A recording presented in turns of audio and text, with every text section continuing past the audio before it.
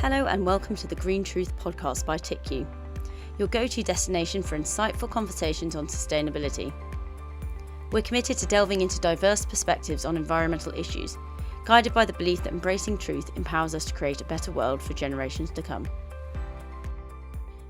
Today, we're talking about a fascinating technology that has the potential to be a strong contender in the ecosystem of solutions we need to tackle human-made climate change: enhanced rock weathering. Could crushed rocks be the key to drawing down billions of tons of CO2? XinRan Liu is at the forefront of climate innovation, serving as the Director of Science and Research Innovation at Undo. XinRan is a scientist with a unique background, transitioning from particle physics and deep underground labs to the forefront of climate solutions. XinRan brings his expertise in material analysis and a passion for science communication to the crucial work of validating carbon renewal. XinRan, welcome to the podcast. Thank you so much. Thank you for having me. XinRan, you've got a fascinating background, and clearly you're really curious about how the world works and have had that from a young age, studying the very makeup of our universe. How did that curiosity evolve into a focus on climate solutions? Yeah, no, great question. And you're totally right. Growing up, I always found trying to understand how the world around us work to be endlessly fascinating. And the more I learned about it, the more the questions I had. And that naturally led me down this path of studying particle physics, high energy physics, trying to studying the very makeup of our universe.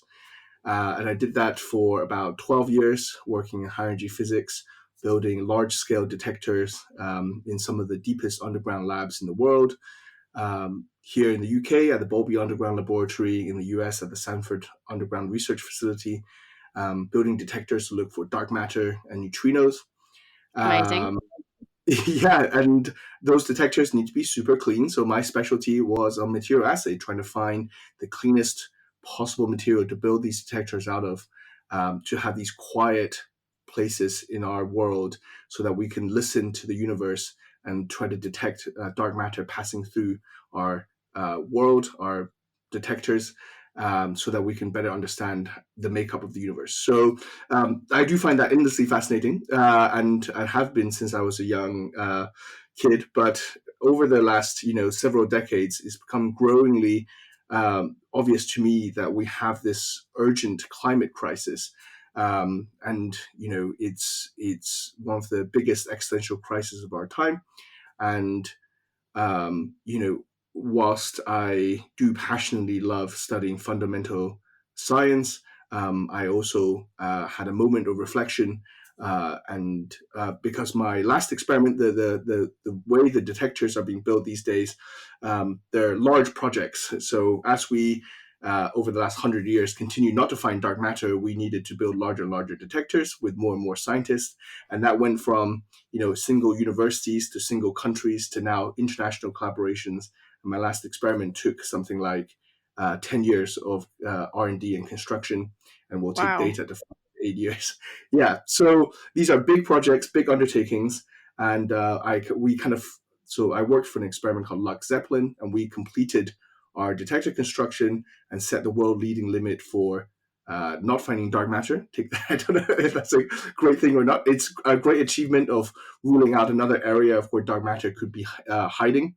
But at that point, I had a decision to make. Do I want to commit to the next generation of experiments, which would take up the next kind of, 15, 20 years of my life, or is there something else I could use my skills for?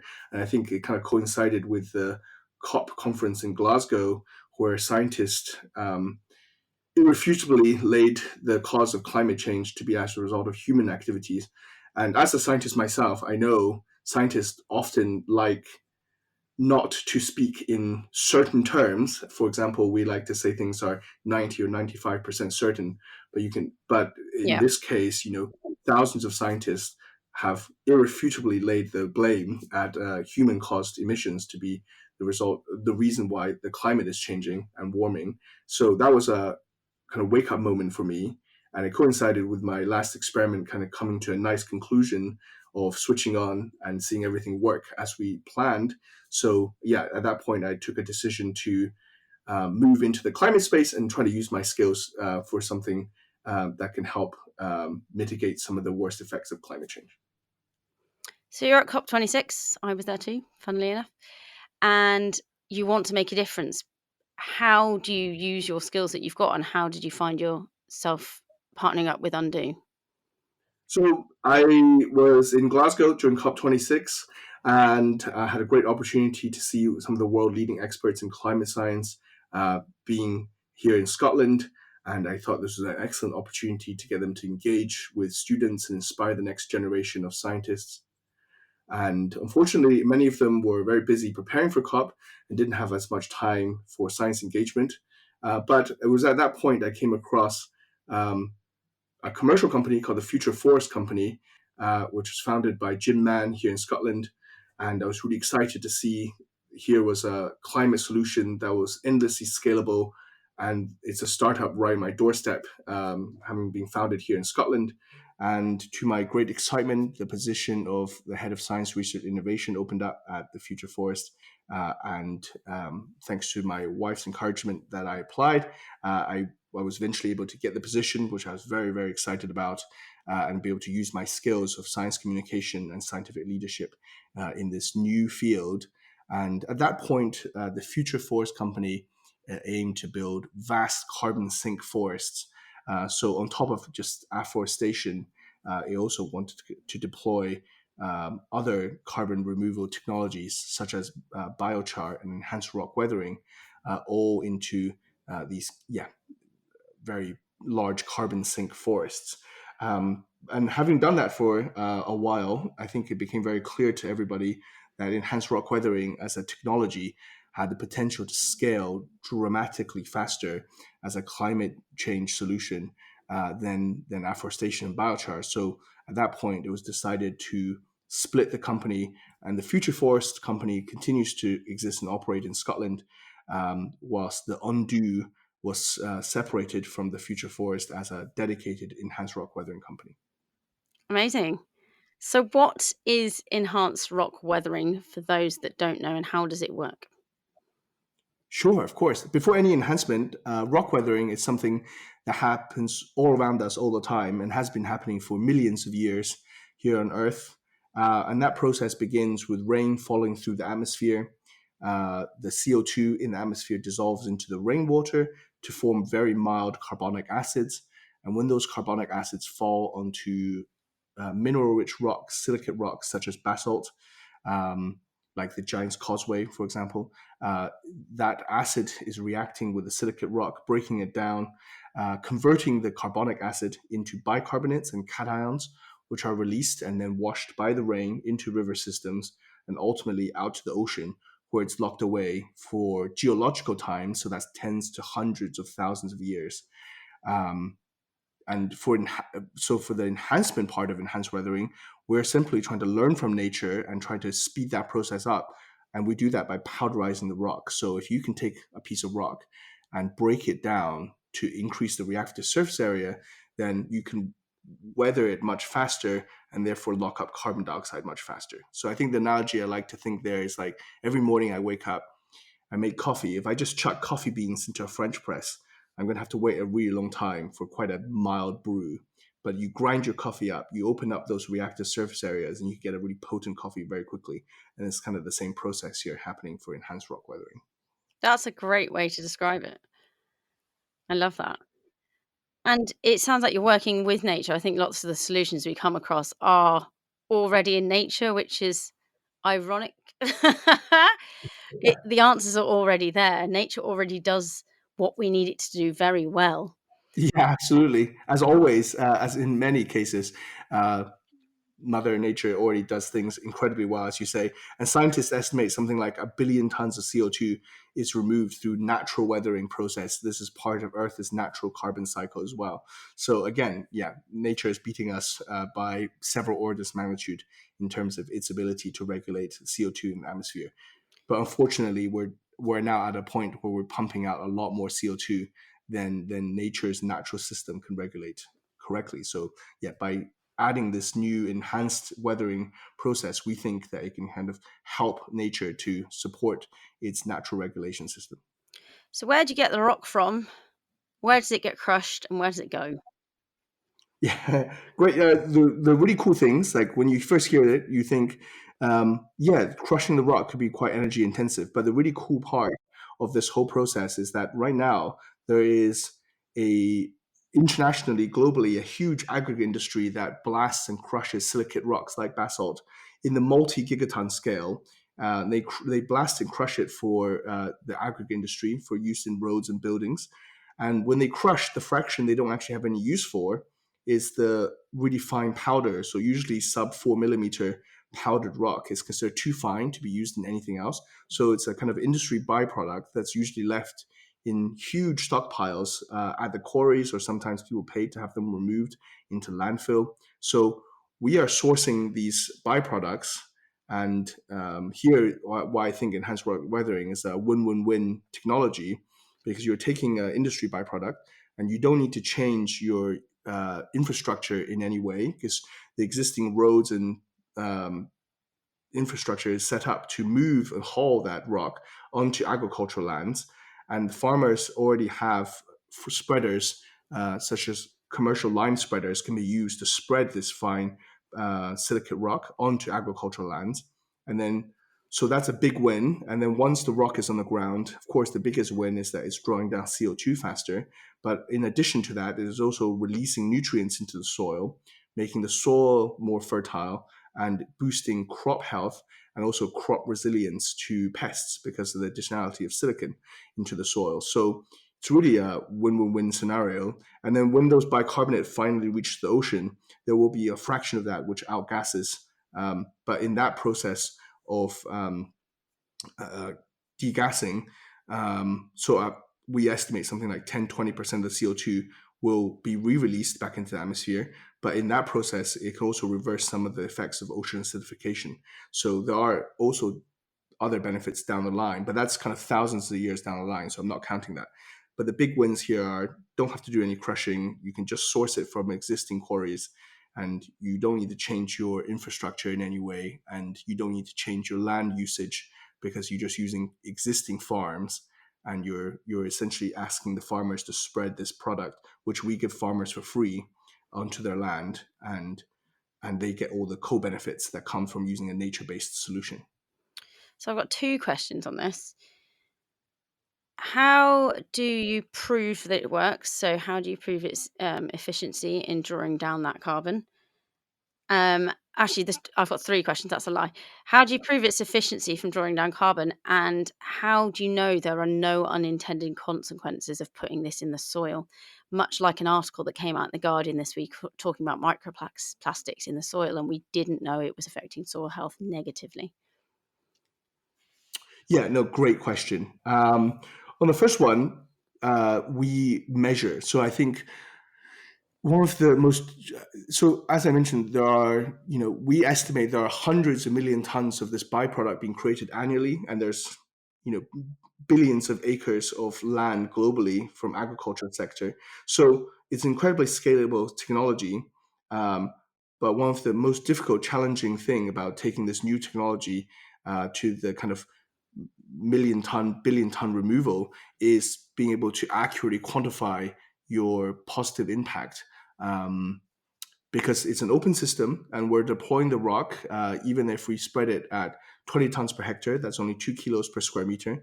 And the signals we're trying to measure is very difficult. So, yeah, at Undo, we spent a lot of time in-house developing our own proprietary techniques for measuring the weathering signal. And we also have um, all the traditional techniques that are used to measure the signal in the soil. And by combining those together and measuring the rock dissolution where the weathering products are going, we can build up a holistic picture of how much the rock is breaking down and how much bicarbonates and cations are leaving our fields, and therefore accurately calculate how much carbon is being sequestered on a kind of annual basis. So the answer to that is yeah. So we have to establish some intensive monitoring sites that allows us to accurately track and measure how much of our carbon is being removed in our fields.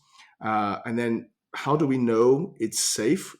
Great question, because I think not all rocks are equal, and when it comes to enhanced rock weathering, it's really critical that we use silicate rocks that, first of all, have high weathering potential, that's drawing down CO2, because ultimately we're not in the rock haul and spreading business. We want the rock to remove CO2. So there are different rocks in the world. For example, there are basalts, olivine, wollastonite, and they each have different weathering rates and different carbon removal potential. But for certain rocks like olivine, historically, I think it was one of the first rock people identified as being really useful for enhanced rock weathering. But unfortunately, it comes with its high levels of potentially toxic elements. Um, and here I think you should be careful about what potentially toxic elements are, because they refer to heavy metals or trace elements. But some potentially toxic elements such as copper, zinc, manganese, and iron are also essential nutrients for plants, but in low amounts, and they are often referred to as micronutrients. But other potentially toxic elements such as cadmium, lead, nickel, mercury, and chromium are toxic to living organisms even in low concentrations, and are generally considered as pollutants. So it's really important to understand the rock you are putting on the land and make sure first and foremost that we do no harm. Yeah. Because once you spread this rock, it's not coming back out of the soil. It's going to be gone, mixed into there. And chromium and nickel can kind of accumulate over time. And especially on land that's producing food for the human supply chain, it's really essential that we make sure that we don't make that accidental contamination of farmland. And how does Undo get around that is we screen our rock. So every single quarry we work with, we take samples of the rock and we analyze it in our labs to make sure the levels of PTEs. Actually, this is an area, because it's so new, there are no real international regulations around what can be and cannot be spread. Wow. But yes, I know. Dangerous. But we are working with kind of methodology developers and other enhanced rock weathering companies to set standards. And we've looked around and we found the EU soil amendment standards to be the most rigorous internationally anywhere of what levels of PTE is acceptable to go into soil.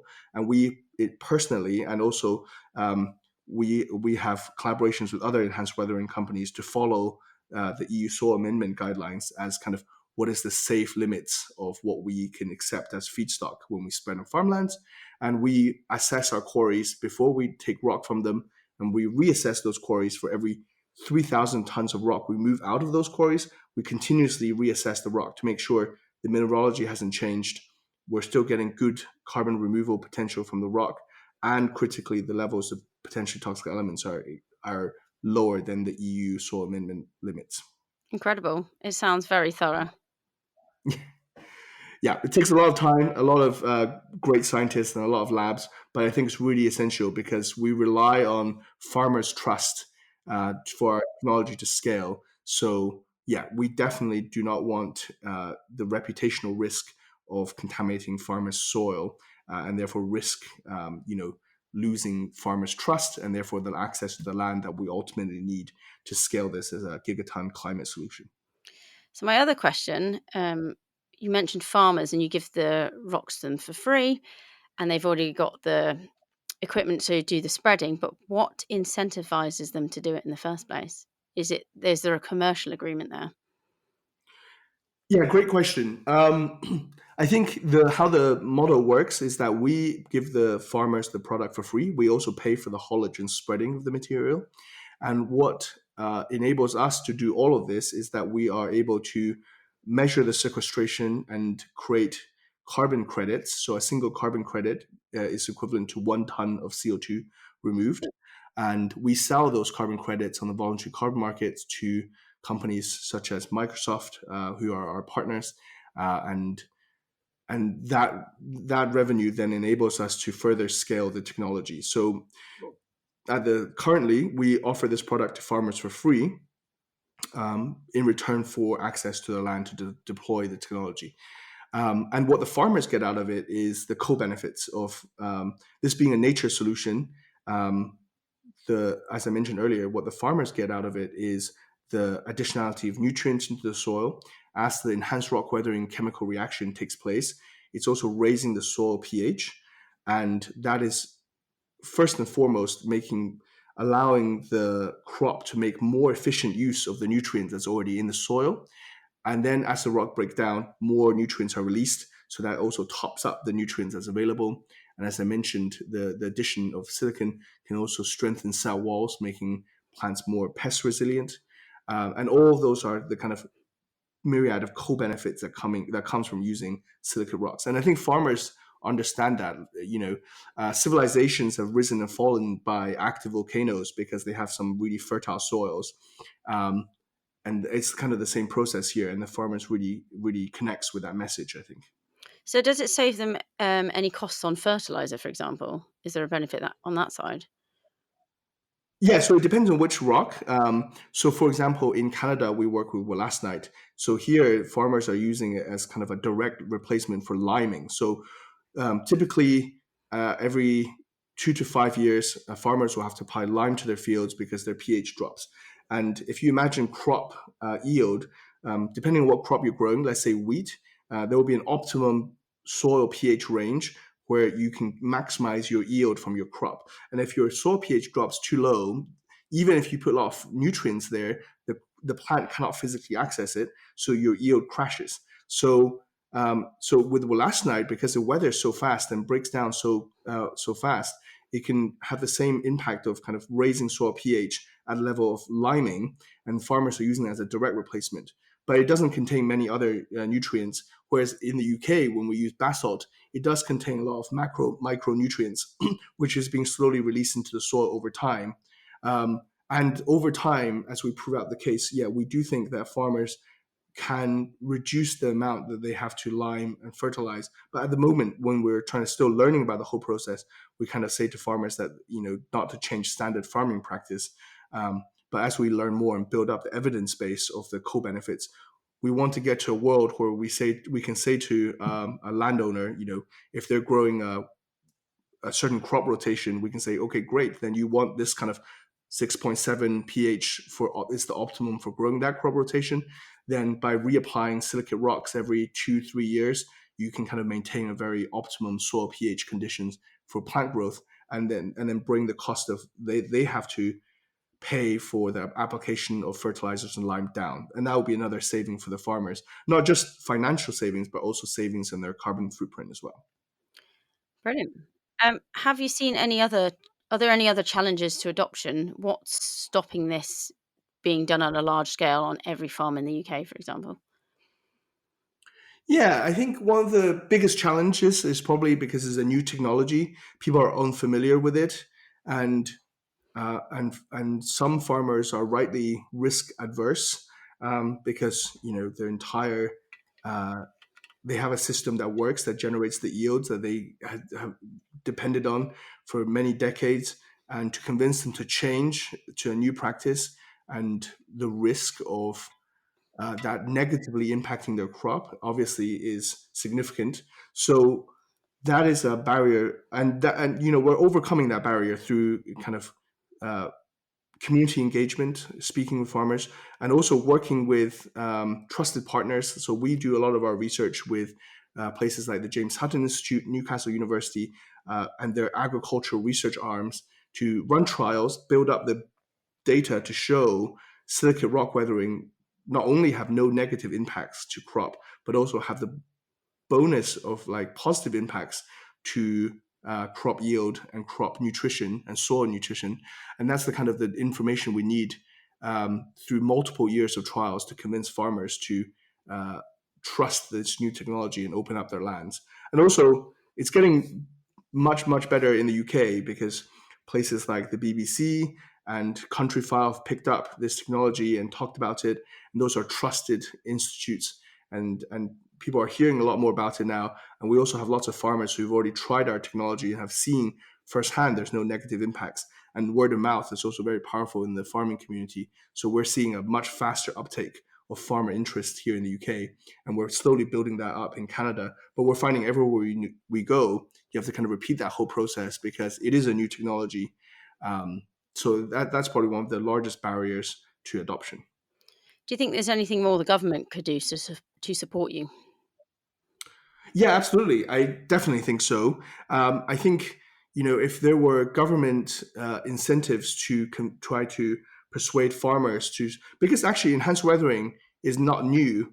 farmers, when they apply lime, that is, enhanced weathering in their fields, we're simply asking them to switch their standard ag lime for a silicate rock instead, and that would have the same benefits of soil pH amendment and change, but also the extra benefits of carbon removal. So if governments could put incentivizations in place to support farmers transition from using lime and other agricultural practices to silicate rocks, that would have huge impact to kind of drive up the speed of change for a company like Undo. And for example, if government were able to offer financial subsidy for farmers to switch and use silicate rocks, that would, significantly increase uptake of the technology, I think. So, where are you on your journey and what's next?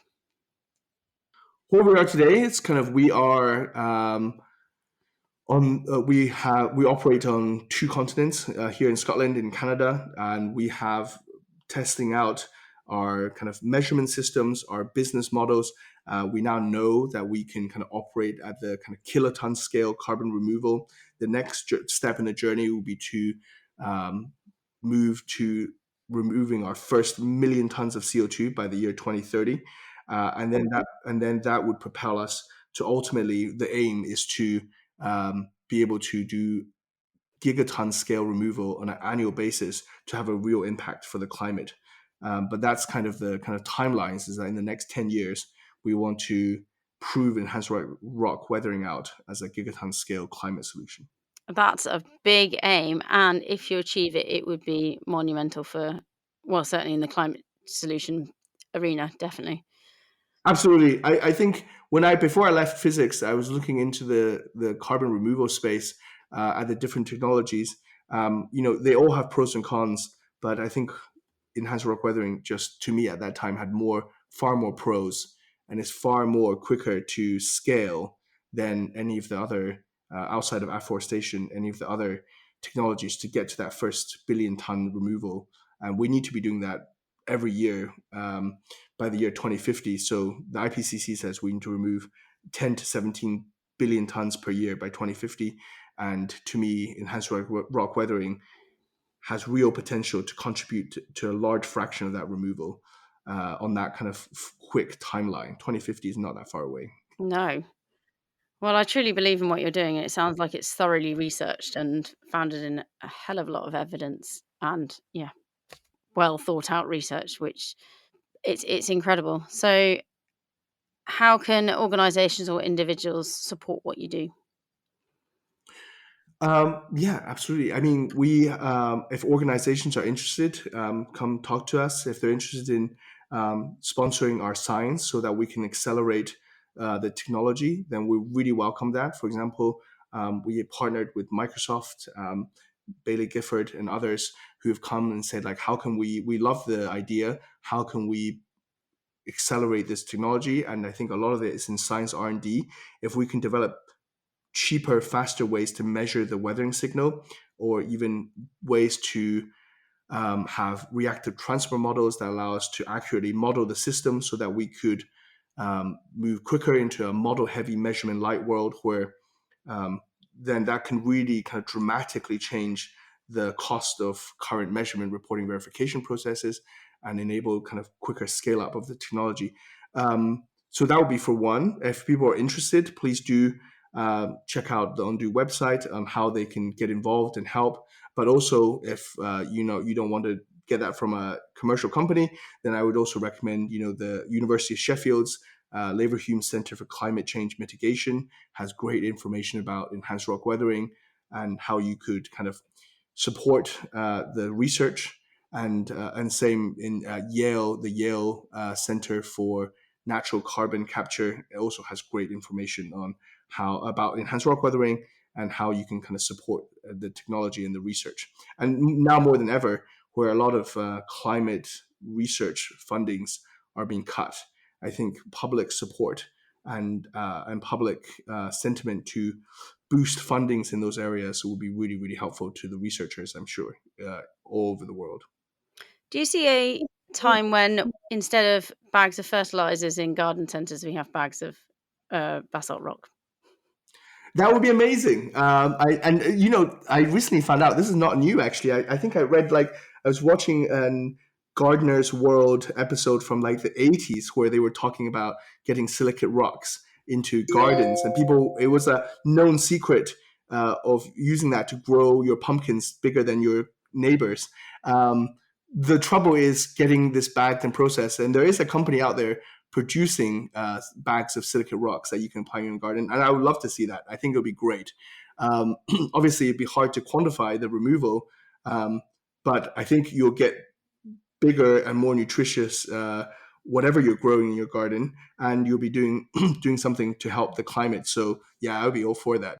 Start. It's time to start doing at-home science experiments, isn't it? Who can grow the biggest pumpkin in the different soils? Yeah, absolutely. I think it'd be amazing.